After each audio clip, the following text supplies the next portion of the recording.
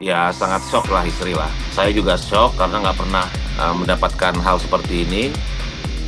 Ya lumayan shock sih Mbak kalau istri. Yang vokal sih bukan cuma saya Mbak ya, semua masyarakat Indonesia secara vokal, saya rasa vokal semua Mbak.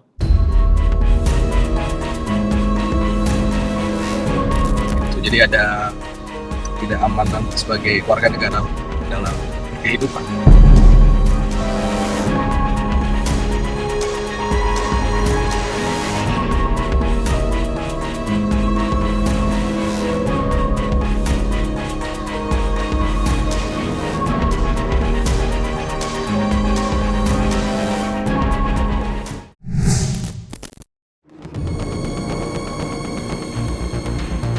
Dalam sepekan ini, rentetan teror dialami beberapa pegiat media sosial. Tidak terkecuali yang dialami oleh Ramon Doni Adam atau yang lebih dikenal DJ Doni. Ya, belum lama ini, DJ Doni mendapat rentetan teror di kediamannya. Seperti yang viral di media sosial, DJ Doni mendapatkan teror paket berisikan bangkai ayam ke kediamannya. Dan yang mengejutkan, dalam paket berisi bangkai ayam tersebut juga terdapat secari kertas yang bertuliskan ancaman. Tidak berhenti sampai di situ, rumah DJ Doni juga dilempar bom Molotov oleh 2 orang tak dikenal. Sontak saja, kejadian itu viral di media sosial dan membuat banyak kalangan geram. Bagaimana tidak, di era demokrasi, hak berbicara dan menyampaikan pendapat dilindungi undang-undang, tindakan teror seperti yang dialami DJ Doni seharusnya tidak boleh terjadi di negara demokrasi. Lantas, seperti kronologis kejadian teror yang dialami DJ Doni hingga membuat istri dan keluarganya syok hingga ketakutan?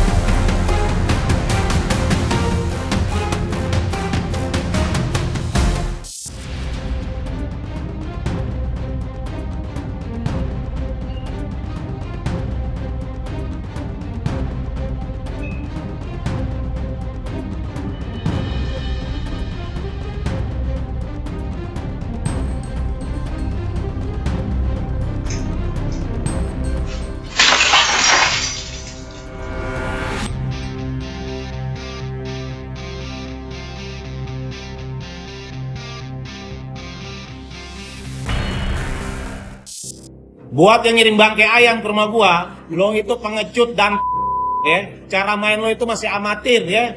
Harusnya lo belajar dulu sama senior lo. Senior lo itu lebih elegan ya. Bikin malu presiden aja lo. Ini buat teman-teman, lo gak usah takut kalau bersuara ya. Bahkan presiden kita pun mengizinkan untuk dikritisi selama apa yang kita sampaikan itu benar. Ini baru setahun berkuasa, gaya lo udah kayak iblis, mau ancam orang. Emang lo siapa? Lo bisa-bisanya negara mengancam rakyatnya, biadab bener. Beginilah kalau partai dibuat bukan untuk kepentingan rakyat ya, tapi kepentingan keluarga. Jadi otak para kadernya itu kosong semua. Masa pegiat media sosial kena teror dan intimidasi, kader partai kosong ini malah bilang ini rekayasa, ini settingan, ini hoax. Hati-hati loh. Setiap kalimat yang lo ucapkan itu harus bisa dibuktikan ya. Kalau nggak bisa lo buktikan, lo itu bisa dipidana. Yang kayak gini nih, ciri-ciri orang pemecah belah bangsa, ya harusnya bisa dipidana ini. Kronologi awalnya tanggal 29, Mbak. Ada 2 orang pukul 20.44 datang ke rumah saya menggunakan motor Vario warna merah. Terus mereka pakai jaket semuanya, terus helm, pakai masker.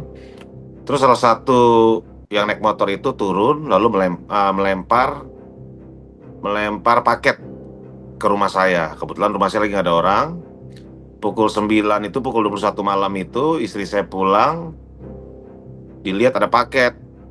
Istri saya kontak saya, apakah ada pesan paket? Nggak ada, saya bilang, kok paketnya agak aneh. karena tidak ada nama pengirimnya. Nah, setelah itu selang 2 hari, tanggal 31 Januari, 31 Desember, pukul 03.44, ada 2 orang jalan di depan rumah saya.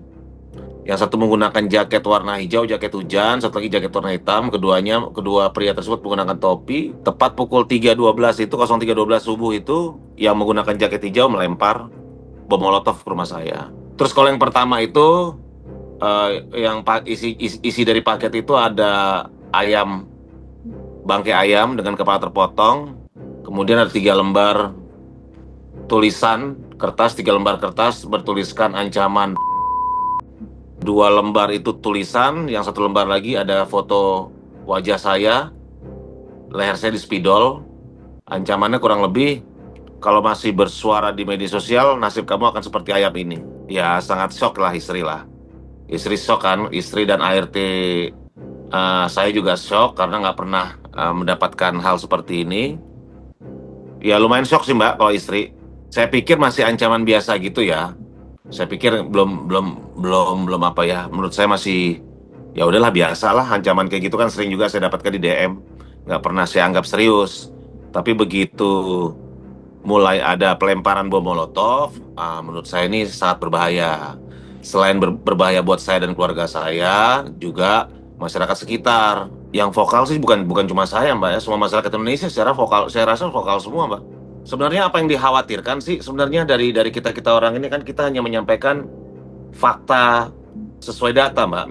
Misalnya mereka itu kan awalnya isunya kan karena mengeksploitasi bencana alam di Aceh. Ya. Setelah saya pelajari sebenarnya bukan mengeksploitasi Mbak ya. Kawan-kawan influencer ini atau pegiat media sosial ini memang datang ke Aceh menyampaikan fakta yang terjadi di Aceh sebenarnya menurut saya.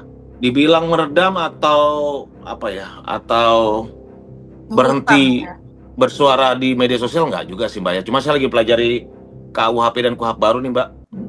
Apa hal-hal apa yang nggak boleh disampaikan. Tapi setahu saya sih kan yang namanya menyuarakan kebenaran atau kita bersuara gitu kan diatur dalam undang-undang Mbak. Itu seharusnya nggak masalah. Cuma saya lagi pelajari lagi Mbak. Berbagai teror yang dialami DJ Doni erat dikaitkan dengan kritik keras yang dilayangkan DJ Doni terhadap pemerintah, terutama dalam menyoroti bencana alam yang terjadi di Aceh dan Sumatera yang menelan banyak korban jiwa. Meski mendapat berbagai teror, DJ Doni menolak diam. Terlebih, selama ini DJ Doni mengaku kerap menyampaikan kritik berdasarkan fakta, bukan mengarang dan mengada-ngada. Lantas, apa langkah selanjutnya yang akan ditempuh DJ Doni usai mengalami serangkaian teror oleh orang tak dikenal, dan benarkah ada upaya adu domba oleh pihak-pihak tertentu untuk mengacaukan fokus pada penanganan bencana yang terjadi di Aceh dan Sumatera?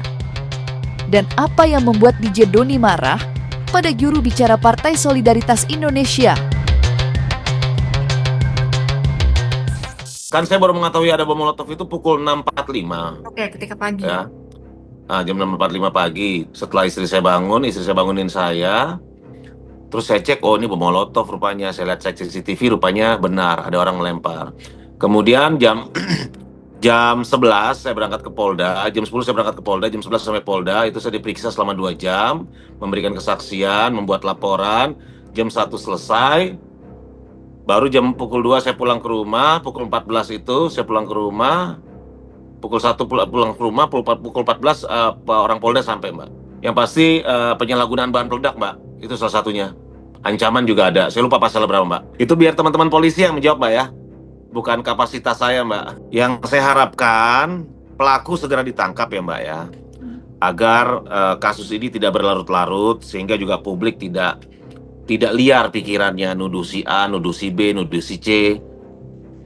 Jadi benar-benar saya berharap, saya dan teman-teman yang lain berharap juga pelakunya segera diungkap itu Mbak.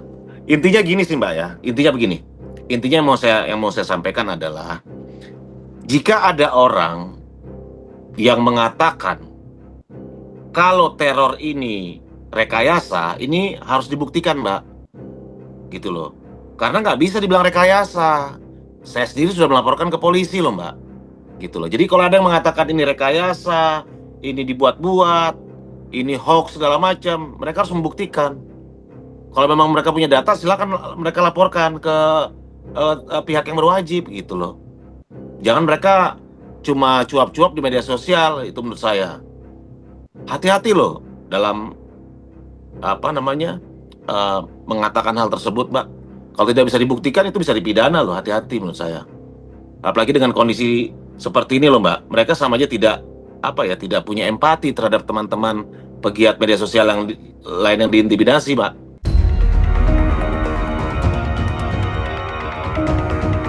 Selain DJ Doni, teror juga dialami aktivis muda Firdian Aurelio. Firdian yang selama ini dikenal vokal dan lantang menyampaikan kritik keras terhadap pemerintahan Prabowo Gibran, mengaku mengalami kejadian tak menyenangkan atas teror yang dialaminya. Tidak hanya dirinya, tetapi juga orang terdekatnya. Mulai dari doxing hingga perusakan mobil pribadinya. Semua itu dialami Firdian belum lama ini, usai kaca mobilnya dirusak oleh orang tak dikenal. Firdian yang semula diam, akhirnya buka suara. Menurutnya, teror yang dialaminya juga terjadi pada keluarga dan rekan-rekan sesama aktivis lainnya. Dan itu tidak boleh dibiarkan. Berkaca dari apa yang dialami Firdian, setidaknya dalam beberapa hari ini berbagai teror masih dialamatkan pada pegiat media sosial dan aktivis yang lantang menyuarakan kritik atas buruknya kinerja pemerintah. Lantas, seperti apa kronologis kejadian teror yang dialami Firdian dan keluarganya?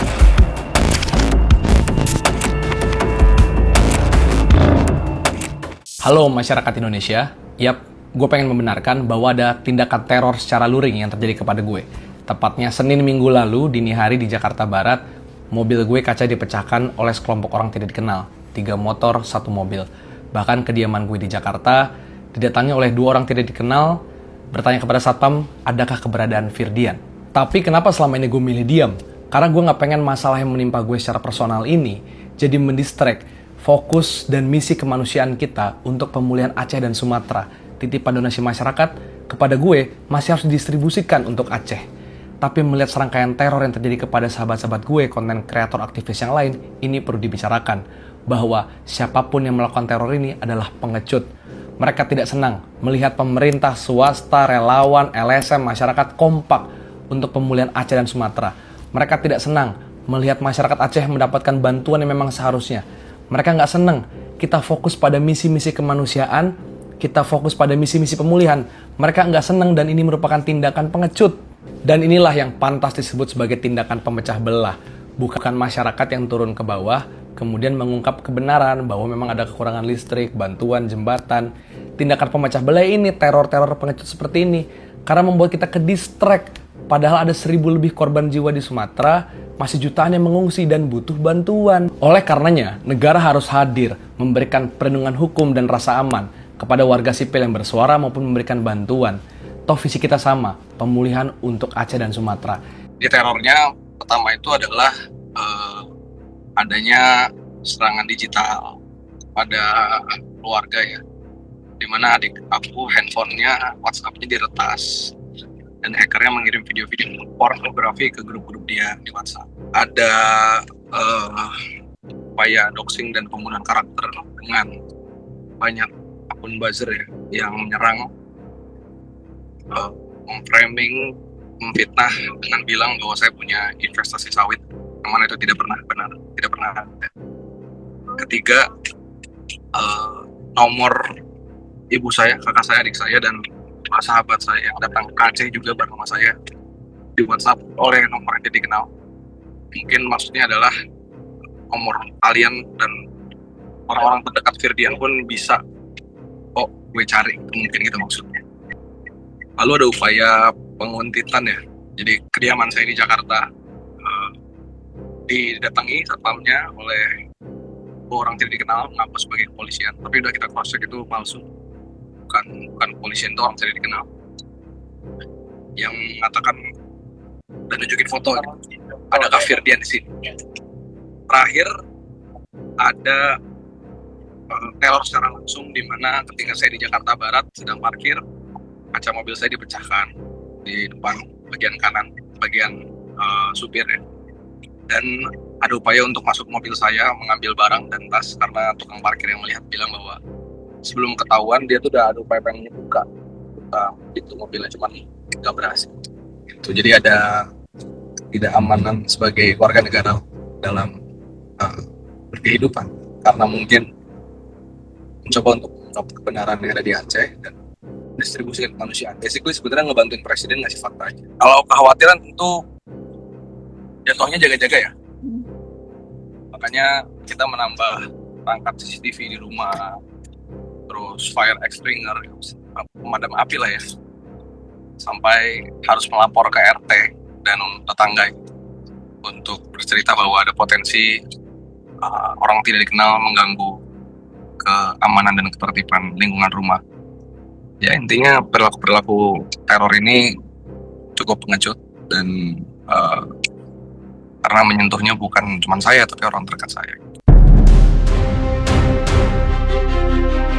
Meski mendapat serangkaian teror, tidak membuat nyali Firdian ciut. Upayanya ikut menyalurkan bantuan bagi korban banjir di Aceh tidak surut. Meski begitu, Firdian mengingatkan pemerintah dalam hal ini kepolisian agar dapat mengungkap siapa di balik serangkaian teror yang dialami pegiat media sosial dan aktivis, sebab jika tidak terungkap, justru hanya akan membuat citra pemerintahan Prabowo dan Gibran buruk. Keseriusan kepolisian mengungkap dan menangkap pelaku teror kini menjadi ujian dan publik menunggu. Sebab teror yang dialami Firdian dan rekan-rekannya tidak boleh terulang kembali. Negara harus hadir melindungi warganya. Dan inilah pesan tegas Firdian atas teror yang dialaminya. Pertama, saya mengatakan ke dalam statement saya ke semua media, seharusnya warga negara tidak pernah dipusingkan dengan siapa yang menjadi dalangnya. Ini tugas dari Kepolisian Republik Indonesia yang punya instrumen lengkap dari mulai face recognition mungkin dan lain sebagainya yang harusnya mencari. Warga negara tidak harusnya diribetkan dengan nyari siapa karena saya tidak punya masalah pribadi, hutang dan lain sebagainya. Saya yakin ini ada ulah yang berusaha memecah belah ya. Fokus kemanusiaan untuk Sumatera. Karena toh pemerintah, LSM, swasta, masyarakat lagi fokus semua untuk Sumatera. Nah makanya kalau ngomongin udah ngelapor belum, kalau di Jedoni kan udah ya kemarin. Ya. Saya memang kemarin sengaja menunda setelah pulang dari Aceh karena fokusnya intinya adalah saya nggak mau masalah yang menimpa saya ini mengganggu dan mendistract misi kemanusiaan buat Aceh. Saya udah punya lawyer yang bakal saya konsultasikan terus baiknya seperti apa. Yang jelas ketika pun misalnya ngelapor, ini adalah upaya saya sebagai warga negara yang tidak punya hal yang perlu ditutup-tutupin karena saya nggak melakukan tindakan ilegal dan meminta perlindungan negara. Kalaupun pada akhirnya tidak melapor juga, kepolisian sangat berhak untuk mengusut siapa dalang di balik ini semua. Jangan sampai ujung-ujungnya jari daripada rakyat menunjuk kepada negara karena gagal mengungkap. Jadi negara harus segera mengungkap biar kita tahu nih siapa yang nggak seneng ketika pemerintah dan masyarakatnya kompak melakukan pemulihan bencana ekologis. Ya pasti ini sudah direncanakan, tapi jarak saya dengan Bang Doni dan Kasyel 7 hari lah. Jadi saya duluan. Tapi saya nggak ngungkapin kemarin itu karena yang saya bilang bahwa saya lagi buka donasi buat Aceh. Dan sekarang sudah terkumpul secara final 974 juta. Jadi saya nggak mau mendistract. Cuma ketika saya melihat sahabat-sahabat saya diteror, rasa-rasanya sebagai warga negara sangat egois kalau saya diam. Maka saya bersolidaritas pada siapapun yang warga negara yang bersuara dan apalagi kena teror. Jadi bahwa ini kebetulan tidak mungkin, ini pasti perencanaan. Tapi kalau oleh siapa saya tidak mau menebak-nebak, biarkan itu jadi tugas dari aparat negara.